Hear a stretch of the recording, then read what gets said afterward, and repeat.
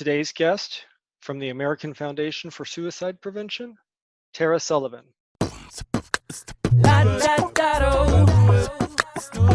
Do something that matters. Do something that matters. To the Eddie Podcast.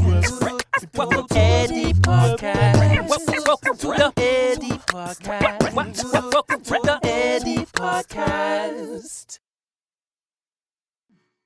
Ladies and gentlemen, it is my honor to introduce Tara Sullivan, who is the Director of the Central Florida and South Florida areas for the American Foundation of Suicide Prevention. Tara, welcome to the show. Thank you, Eddie. Thank you so much for having me to join you on your show to bring awareness to Mental Health Awareness Month. Tara, can you please tell us who you are and how you got involved in the AFSP? My name is Tara Sullivan, and I have been with the American Foundation for Suicide Prevention for about 6 years. And I got involved with AFSP just by doing a quick search at the time. I wasn't really that familiar with the American Foundation for Suicide Prevention, and I saw that they were expanding their chapters in the state of Florida. And I did a little research, and I saw that this is something that's important to me, and it's personal for very many people. And I thought, this is something that I really need to get behind. I've struggled with my own mental health conditions. I have relatives that have struggled with various diagnoses, and it's something that hits close to home. And throughout my lifetime, I had lost, in high school and then into the college years, colleagues and classmates to suicide. And at that time, way back when, it wasn't something that we discussed or talked about, certainly not openly about our mental health struggles. And when I saw that AFSP existed, I knew that this was something that needed a voice, because this is something that impacts everybody. I know that May is Mental Health Awareness Month, and I think that's kind of neat that we're taking this stigma that has been out there and changing so our community understands the importance of talking about these issues. What kind of campaigns are you currently running for this month? Yeah, so being Mental Health Awareness Month, AFSP is really trying to encourage people to have a real, open, and honest dialogue concerning their mental health. And one of the ways that we do this is through our Real Convo initiative. And essentially what we're asking people to do is to open up and connect with others, listen to what they have to say, and share resources that can help somebody who might be struggling with their mental health. We all have our ups and downs and our moods, but when we notice a change that's uncharacteristic or concerning, it really should inspire us to open up and connect and have a real conversation. And so this Real Convo campaign gives people the tools to enable them to be able to start that dialogue and continue the conversation. As director of the South Florida and Central Florida areas, what are your responsibilities for AFSP? Yeah, so I want to start with what AFSP focuses on in general. And we have 5 real core focuses that we choose to put our efforts behind. And that's educating the public on mental health conditions and suicide, advocating for legislation both on the state and federal level that will bring additional funding to suicide prevention and mental health resources on the state and federal levels. We fund research that helps us to better understand the brain, mental health conditions, and suicide prevention and the most effective intervention means and how to help people. We really value the science that goes into understanding our brain. And so we want to fund it and make sure that we're portraying the most accurate information and data that we have available to folks so that they understand. And then finally, we know that it's very important that we provide support to survivors of suicide loss and to those with lived experience or who have experienced suicidal thinking or a previous attempt. So my role as a Central and Southern Florida area director is to really help drive those 5 focuses. I engage in programs, teaching educational programs to folks. Right now, during this COVID-19 crisis, we've really transitioned to be able to provide these programs virtually online. And earlier today, I did one with 100 people online, and it was fantastic. You know, it's 100 people that learned a little bit more information that they can use in their practical life, how they can help themselves and how they can help others. I helped to organize our state portion of our State Day at the Capitol, which is our advocacy efforts with all of our volunteers, making sure that we get funding for programs in the state of Florida. And I help support our survivor programs, whether it's International Survivors of Suicide Loss Day, which is the Saturday prior to Thanksgiving, and then our Healing Conversations program, which allows peers to connect on a one-on-one level. Can you tell me a little bit more about what Survivor Day entails? Absolutely. So Survivor Day, we invite anybody who has lost a loved one to suicide to come in for an afternoon or a morning of healing where they can connect with others. Because what we've learned is that when you lose someone to suicide, that feeling and that experience can be isolating. And what we need as humans is to connect and to grow and to be able to heal. And doing that with other people tends to be very effective. And so we bring people together on Survivor Day. We typically show a documentary of people that have gone through a similar loss and how they have gone through the grieving process and what's helped them to manage their experience. And then we allow people to break off into various groups and connect that day and share in a healing experience.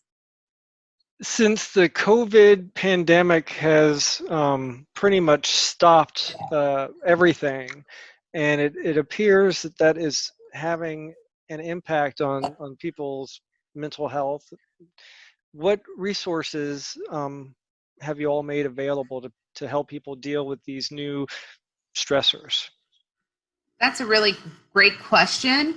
AFSP has set up an entire resource page dedicated to helping people maintain their mental health through this COVID-19 pandemic. And it can be easily accessed at afsp.org/COVID-19. And that lists a whole variety of different ways that people can find resources to connect. What I'd like to encourage people to remember is that although this is a time of social distancing, we really like to think of it more as physical distancing. We can still connect with one another. We can still pick up the phone and have a conversation or engage in a Zoom call like we're doing, or FaceTime with your friends and your family. And initiate that text message dialogue and stay connected. So just because we can't physically be together, we can still remain connected. And telehealth services have really skyrocketed during this pandemic. Whether you're concerned that you have COVID and you want to make a telehealth service and check in before you get tested or do your follow-up care that way if you're not hospitalized, it's transitioned over into mental health care. And right now, while we're not able to meet face-to-face, there are still resources available to folks should they wish to connect with telehealth services, whether it's with their psychiatrist or their therapist.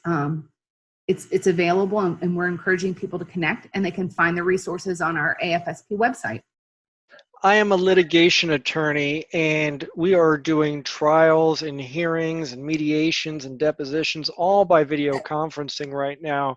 And it's not as hard as you would think. And I just wonder what long-term impact that this is going to have, not just on your industry or my industry, but how we go forward from this point. It's kind of interesting. It is interesting. In a way, we're almost more accessible now via this video conferencing services than we ever were before. I can be in Miami and Orlando and in Tampa all at the same time with various people on the computer, where physically I wouldn't be able to do that. It definitely is having an impact, and I hope that we can remain connected face to face, because I think face to face in person is the most meaningful connection. But I would definitely say that video connection has to be second best. You mentioned that part of your responsibilities is advocating for legislation. I understand last year you had a pretty big victory. Can you talk a little bit about the mental health and suicide prevention amendments? Yeah, so in this past legislative session, if you will, we were asking for support on Senate Bill 7012, which is mental health and suicide prevention amendments, which really was directed towards the Department of Children and Family and Elder Affairs, which oversees the statewide office for suicide prevention. And really it was an amendment to help suicide prevention, to coordinate trainings for veterans and service members, and acts as a clearinghouse for information and resources related to suicide prevention. Provided work together with the Department of Transportation to implement evidence-based suicide deterrence and infrastructure projects throughout the state, and a little bit more expansion of available programs through the Suicide Prevention Coordinating Council.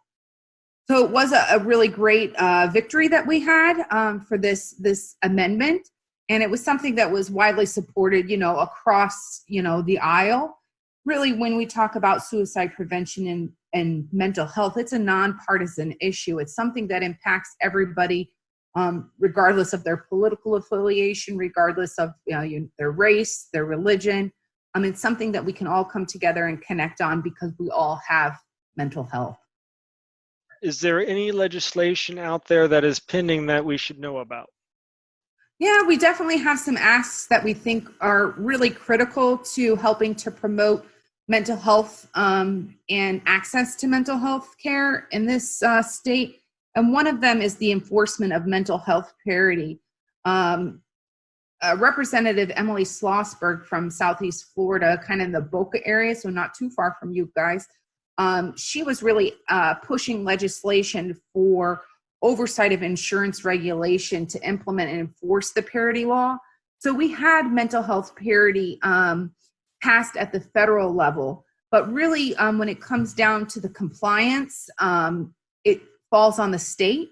So we were hoping to pass legislation that would affect the Office of Insurance Regulation, so that people could access the care that they need. And then another good piece of legislation that we are hoping that will pass, and it has passed in many other states, including Utah and New York and all over, and that has to do with prohibiting conversion therapy in minors. And what we know is that conversion therapy or sexual orientation change efforts, they're the practice that seek to change an individual's sexual orientation, and it can include efforts to change their behaviors, their gender identity, or their gender expression, and who they're romantically attracted to prohibit that. But what we know is that homosexuality is not a mental illness, and that in fact those conversion therapies have proven to be detrimental to the youth that engage with them, and increases their risk for suicide, or increases their shame or guilt or any of those feelings, decreases their self-esteem, causes them to withdraw socially, can increase their depression. So we want to stop that practice from occurring in the state of Florida, because it is not good.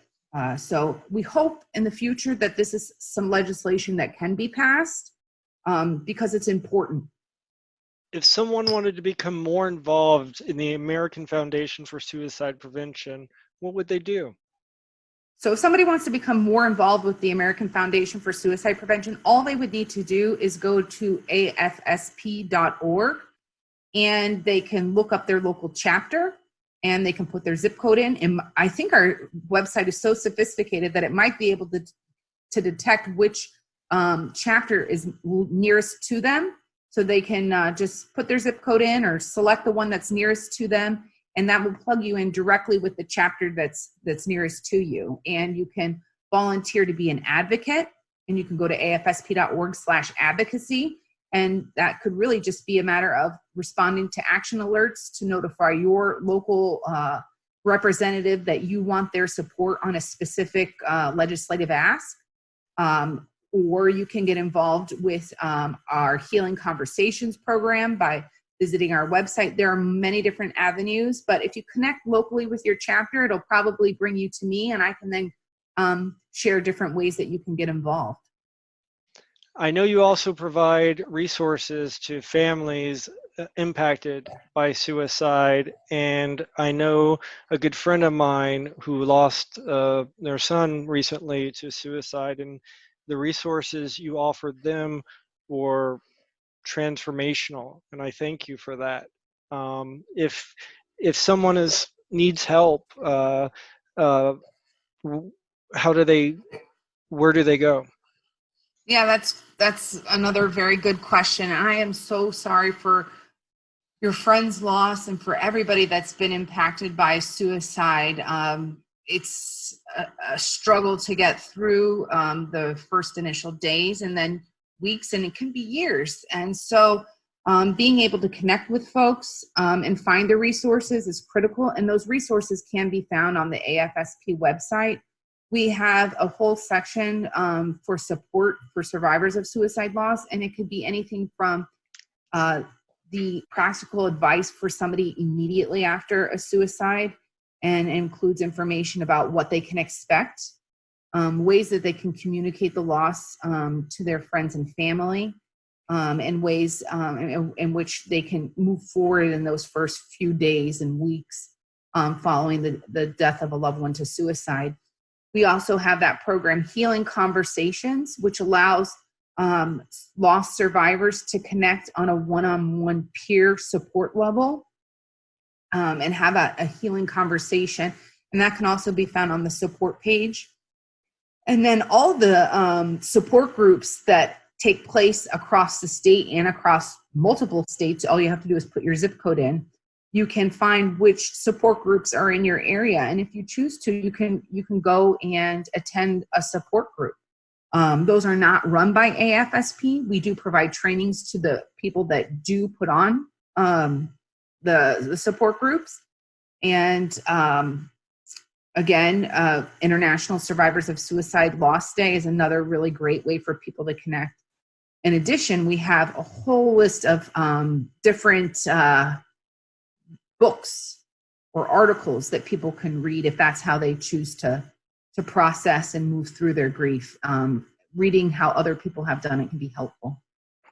If someone was having thoughts of self-harm or suicide, what advice would you give them right now? If you're having thoughts of suicide, that's a sure sign that you should reach out for help. And that can be as easy as going and calling from your phone the National Suicide Prevention Lifeline. And that number is 1-800-273-TALK. That's 1-800-273-8255. If you're the kind of person that doesn't like to talk on the phone, you can do a text message to the crisis line or crisis text line, and that's 741-741, and you can just text hello to that number, and you'll be connected with a trained counselor who can help you find resources to a mental health provider. And I would suggest not keeping those thoughts to yourself. Opening up and sharing and reaching out for help is really the strong thing to do. Well, Tara, I really appreciate your time today, and thanks for all the valuable information and for joining us in May. And I hope you have a great Mental Health Awareness Month. Thank you so much, Eddie, for having me on your program today. I know you're reaching a lot of people, and keep up the good work that you're doing.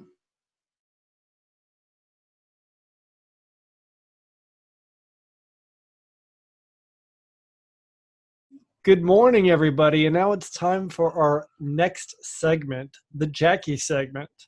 And this week we will be talking about episode 9 of season 7 of the Clone Wars. Jacquie, welcome to Eddie's podcast.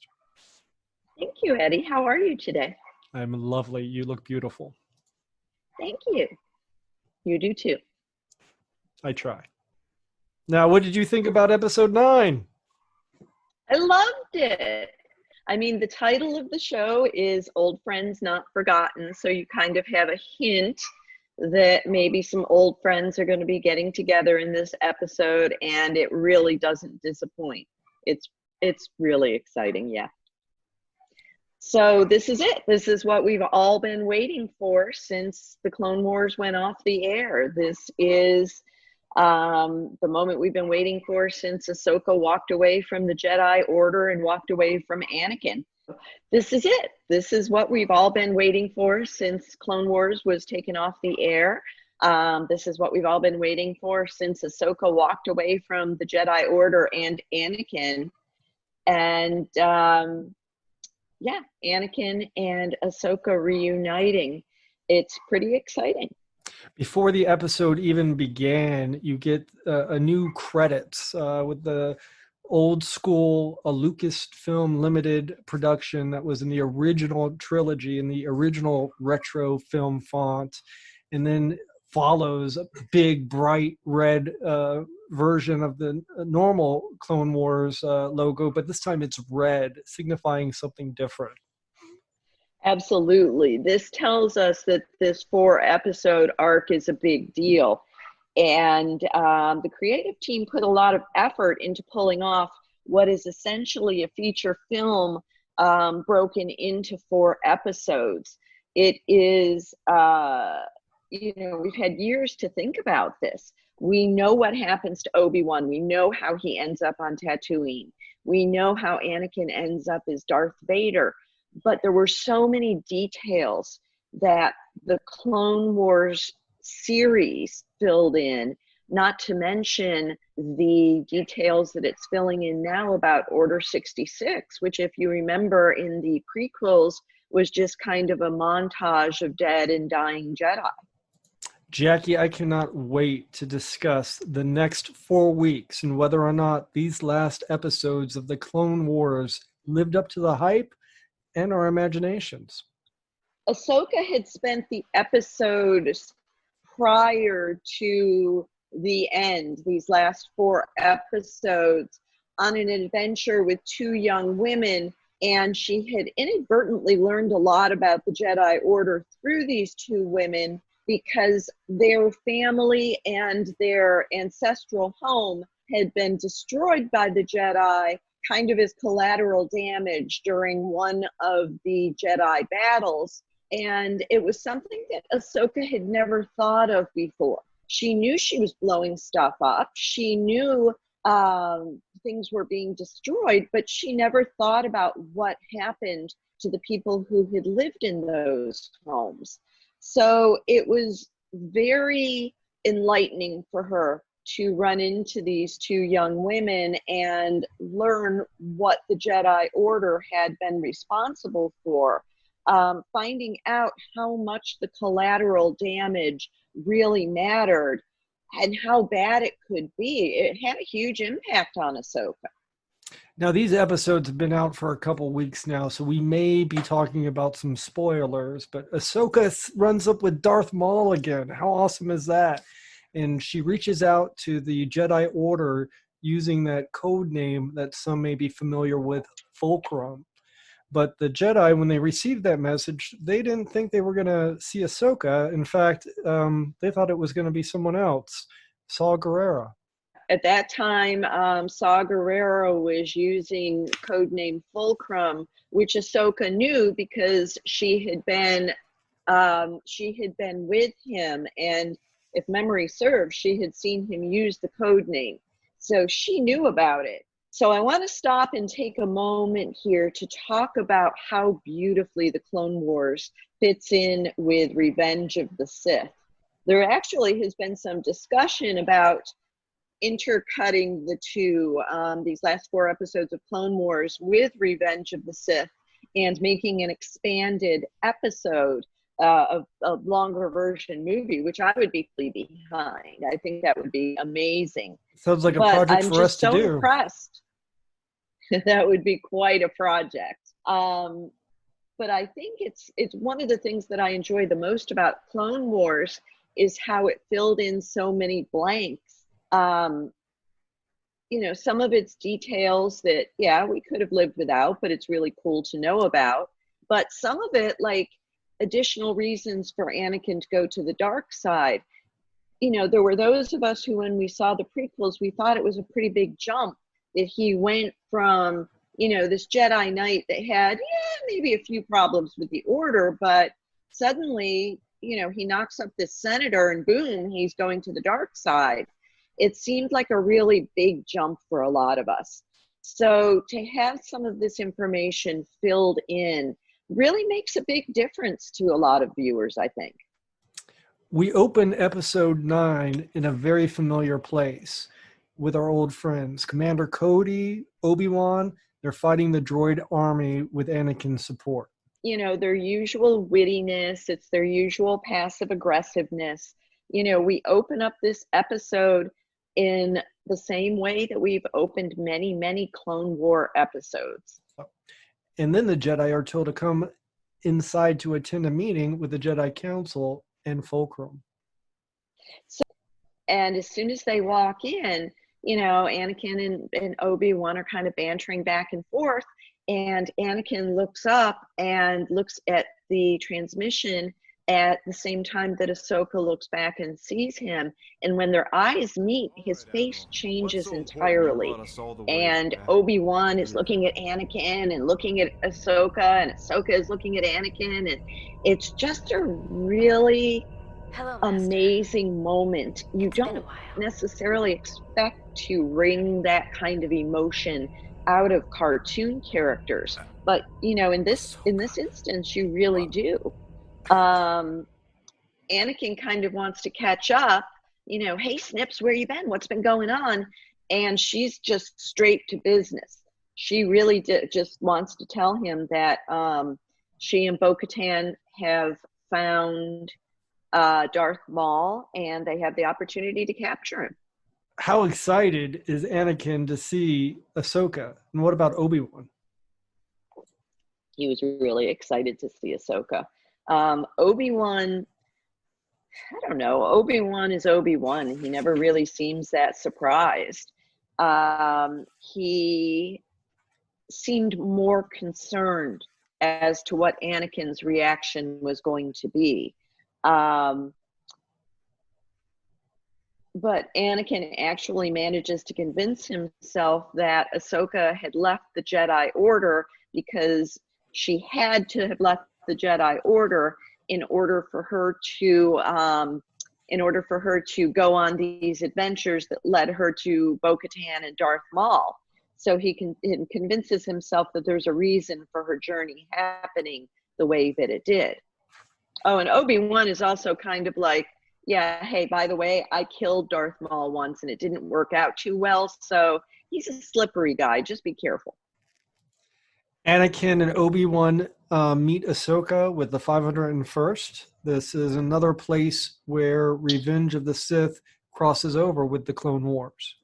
As Bo-Katan, Rex, Anakin, Obi-Wan, Ahsoka, as they're all standing there talking about Mandalore and how they need this help and how they need to capture Darth Maul, they get the call that they're about to jump to hyperspace so that they can go to Coruscant and rescue the Chancellor. And there's a really cool moment between Ahsoka and R2-D2. They don't really say much, but there's definitely a moment. She reaches out and just touches the top of his head, and he beeps something to her, and she kind of nods her head and walks away. And, you know, all of these little moments are so powerful. She had spent so much time with R2-D2, and deep down, we know that she's probably not going to see R2-D2 again, because we know that he goes with Anakin, and we know what happens there. The 501st paint their helmets to match the outline of Ahsoka's face and her. I've totally blanked on what the word is, but they paint their helmets to match the outline of her face. It's just, all of it is very emotional. And if you're invested in Star Wars, if you're invested in the Star Wars universe, it's very powerful. And Anakin was much more emotional than Ahsoka. In fact, he wanted to have a reunion, and Ahsoka was just down to business. She just wanted to get to Maul, and you could kind of see the level of attachment that Anakin has towards Ahsoka, and you can see her fear of being sucked back into the Jedi Order. Loyalty means everything to the clones. That's kind of a foreshadowing statement. Anakin says that to Ahsoka, that loyalty means everything to the clones. Order 66 is coming. And I think that's part of what makes all of this so tense, is that Order 66 is coming. Anakin is about to go to the dark side. There's a lot going on. And all these things are about to happen. And when she walks up to the 501st and sees that they painted their helmets in her image, she and Rex are just so happy to see one another. The clones keep calling her commander, and she keeps correcting them and saying, "I'm not a commander anymore." And, they keep saying, "Oh, okay, commander." And then Ahsoka receives her lightsabers back from Anakin. And if you have seen the last few episodes, that this is more foreshadowing. Thanks to Ahsoka's experiences earlier in the season, she pushes back at Obi-Wan a little bit and gives him a hard time about him going to Coruscant to save the Chancellor and not going to Mandalore to help the Mandalorians with Darth Maul. She out and out says to him, "You're going for political reasons, and you're not going to protect Mandalore for the right reasons." So as a result, Anakin and Ahsoka and Obi-Wan decide to split the 501st. Some of them are going with Rex and Ahsoka to Mandalore. Some of them are going with Obi-Wan and Anakin. They promote Rex to commander, and Ahsoka signs on as an advisor. And that's how the 501st plays out during Order 66. The episode ends with Ahsoka leaving with Rex, part of the 501st, and Lady Bo-Katan for Mandalore, while Anakin leaves for Coruscant with Obi-Wan and the rest of the 501st to fight Grievous and rescue the Chancellor. You see Ahsoka and Bo on their way to Mandalore, and you see their ship being hailed by a dog.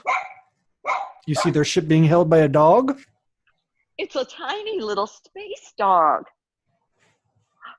What do we see, Abby? Oh! So we see Ahsoka and Bo-Katan on their ship heading to Mandalore, and they're hailed by Prime Minister Almec, who is, basically a puppet of Darth Maul. He's running Mandalore under Darth Maul's thumb. Almec kind of reminds them, "Hey, you're breaking a bunch of treaties by coming to invade Mandalore. What you thinking here?"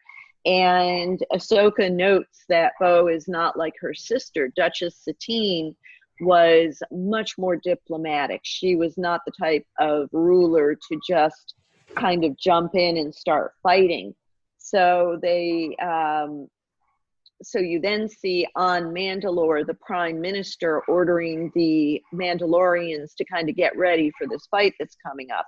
And then you have these absolutely beautiful scenes of the clones and the Mandalorians who are fighting to free Mandalore from Darth Maul. you see them along with Ahsoka making their way from the ships down to the planet of Mandalore. And it's just really, really beautiful. And again, if you've seen the last couple of episodes, it's more foreshadowing as to what's going to happen, because Ahsoka just jumps out of the ship and she starts hopping from ship to ship to ship. She'll, jump into a ship and kick a little butt and maybe kill a few droids or slash a few droids, and then she'll jump a little further down.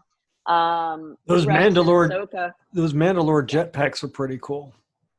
They're really cool. They really are. And it's kind of amazing when you think about it, how much we have known about Mandalorian weaponry that we just didn't really pay attention to until The Mandalore came out. But you see Rex and Ahsoka who decide to race their way down to the surface of Mandalore. And then when Ahsoka makes it to the surface of Mandalore, you see her fighting the Mandalorians. There's a lot of battle scenes in this episode at the end. You see Darth Maul's Mandalorians requesting backup because they didn't expect such an attack from Bo-Katan and her people. And Rex is concerned that Darth Maul is leading them into a trap. The clones had engaged Gar Saxon, who is one of Darth Maul's Mandalorians, in the Undercity. And they had seen him running through these tunnels. They thought he was running back to Darth Maul. So they felt like the clones had engaged the Mandalorians, and they were really close to being able to capture Darth Maul. Rex, knowing what he knows on the planet's surface, tells Bo-Katan, you need to get in touch with Ahsoka. This is a trap. Although he doesn't quite say, I don't think he actually says, Bo-Katan, this is a trap. He knows it's a trap. So Bo-Katan gets on she tries to get in touch with Ahsoka. She can't because they're in the under part of the city. And the episode ends with Darth Maul having basically pinned down Ahsoka and confronting her. It's also kind of important to note that throughout the episode, Darth Maul and his Mandalorians thought that the Jedi that had come with Bo-Katan was Obi-Wan Kenobi. They were expecting Obi-Wan. They were not expecting Ahsoka. So that kind of changed his plans around a little bit, because he had a personal beef against Obi-Wan, who had cut off the lower part of his body. That's how he ended up with fake legs.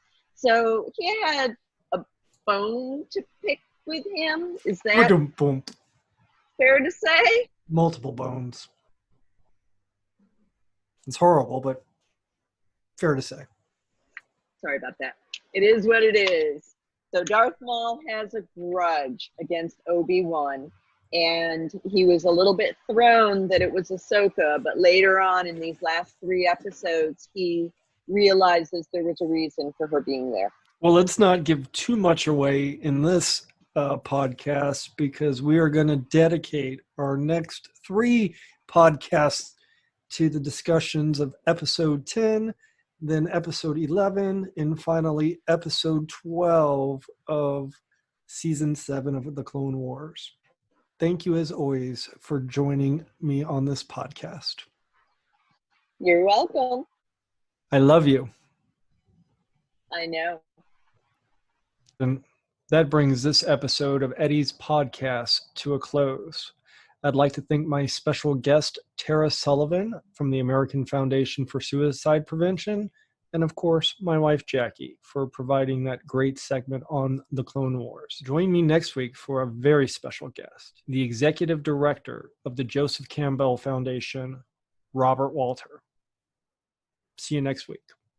Yo, Eddie, got a story to tell. Positivity touch, I bet you feeling like Braille. There's something to that trauma, you've been through it. Something like closure, the promise to get through it. Sometimes it's nice to lean on somebody's shoulder, especially when that shoulder been there a couple times over. That intimacy navigates in empathy. Eddie's podcast, a journey, relax and take a seat. Do something that matters. Do something that matters. Welcome to the Eddie Podcast. Welcome to Eddie Podcast. Welcome to the Eddie Podcast. Welcome to the Eddie Podcast.